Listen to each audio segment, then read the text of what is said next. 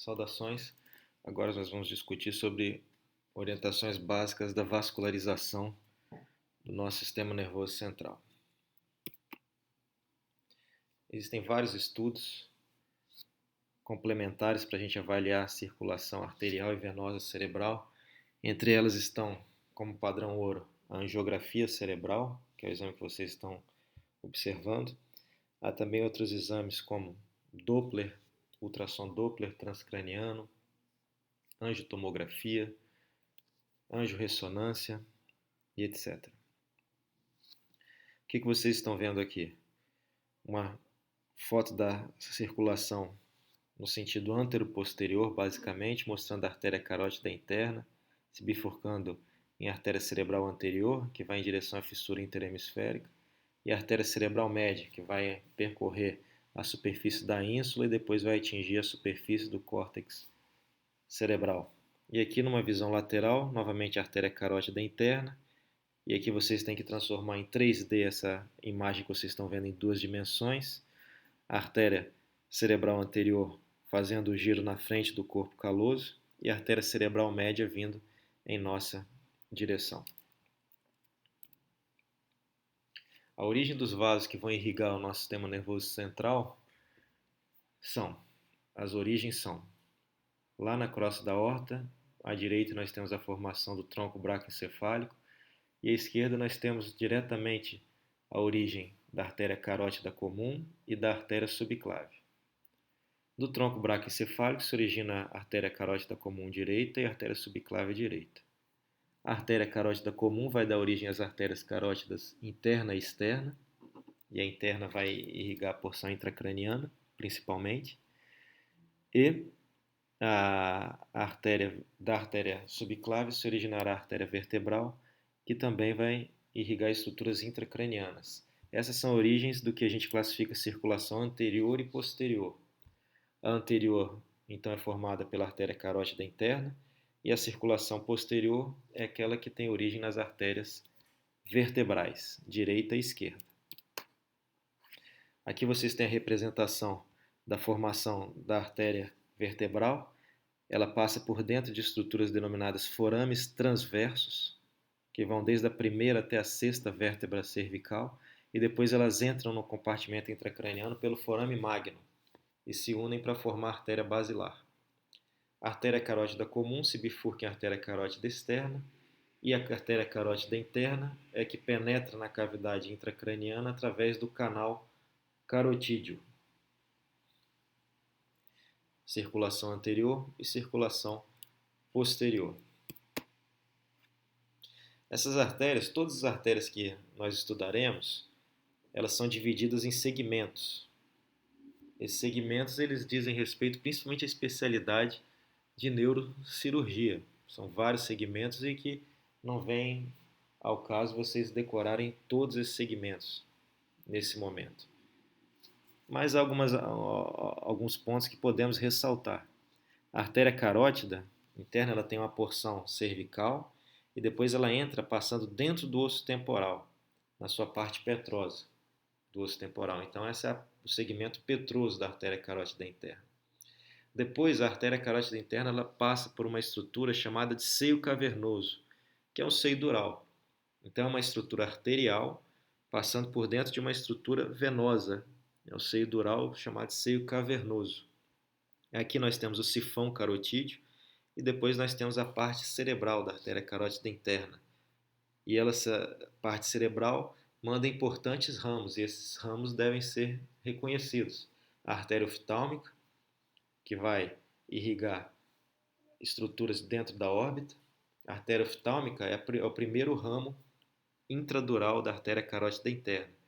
Até a porção carotídea, a porção cavernosa, melhor dizendo, a artéria carótida é extradural. Ela também tem o ramo que é o comunicante posterior, que comunica com a artéria cerebral posterior. Tem esse ramo chamado de artéria coroideia anterior e depois ela manda esses dois ramos, conhecidos como artéria cerebral anterior e artéria cerebral média. E esse, portanto, é o canal carotídeo. A circulação anterior e a circulação posterior, elas se anastomosam. Nem sempre essas anastomoses são funcionais. Na verdade, na maioria das vezes não o são.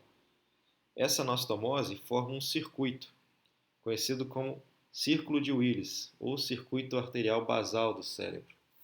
Círculo de Willis, ou polígono de Willis, mais conhecido como polígono de Willis. Essa é uma representação bem esquemática. Nós temos as artérias vertebrais originando a artéria basilar, e essa se bifurca formando as artérias cerebrais posteriores. As artérias cerebrais posteriores se comunicam com a artéria carótida interna pelas artérias comunicantes posteriores, de um lado e de outro. As artérias carótidas internas mandam a artéria cerebral média e a artéria cerebral anterior. As artérias cerebrais anteriores se comunicam pela artéria comunicante anterior. Então, através disso, vocês veem um fechamento de um polígono chamado polígono de Willis. Dentro desse polígono, nós temos o quiasma óptico, estruturas do assoalho hipotalâmico, certo? Então, vocês precisam entender aonde que está esse polígono de Willis. E percebam que desse polígono emergem diversas artérias perfurantes que irrigam importantes estruturas. Por exemplo, aqui da comunicante posterior saem as artérias tálamo-estriadas, vão irrigar o tálamo. Perceba que aqui da artéria cerebral média também saem ramos, as artérias lentículo-estriadas.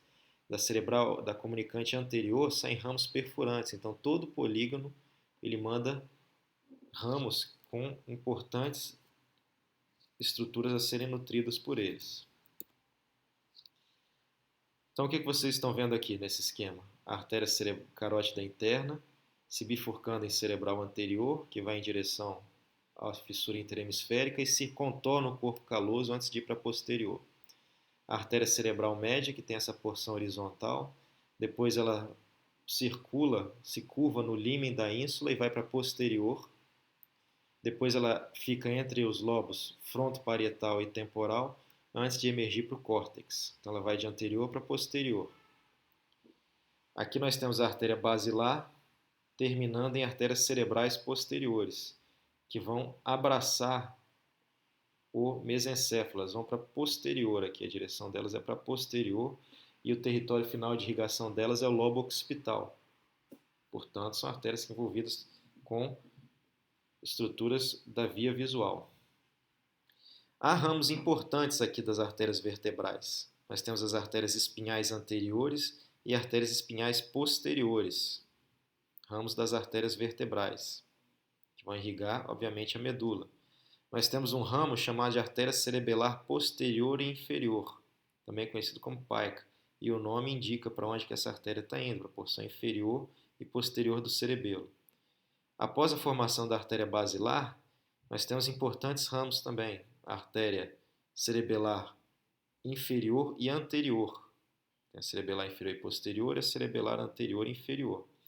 Essas artérias, antes de chegarem no destino final, o cerebelo, elas irrigam importantes estruturas do tronco encefálico. Isso não pode ser esquecido. As artérias cerebelares também irrigam no seu trajeto estruturas do tronco encefálico. A artéria basilar ainda irriga a ponte, mandando ramos pontinos. E aqui nós temos as artérias cerebelares superiores, logo antes da bifurcação final em cerebrais posteriores. Percebo que entre as artérias cerebrais posteriores e as cerebelares superiores se origina o terceiro nervo, atravessa o terceiro nervo craniano. E aqui está o polígono de Willis, bem delimitado, abraçando quiasma óptico e outras estruturas hipotalâmicas. Corpo caloso sendo envolvido pela artéria cerebral anterior, certo?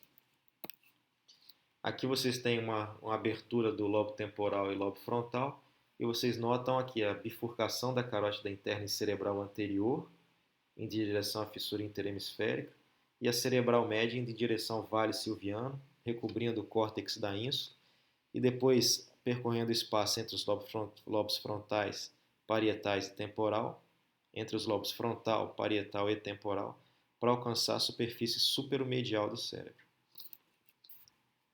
Então, vocês, no livro de vocês, precisam estudar sobre os territórios de irrigação. Os territórios de irrigação da artéria cerebral média, cerebral anterior, cerebral posterior. Percebam que a parte inferior do lobo temporal é a artéria cerebral posterior.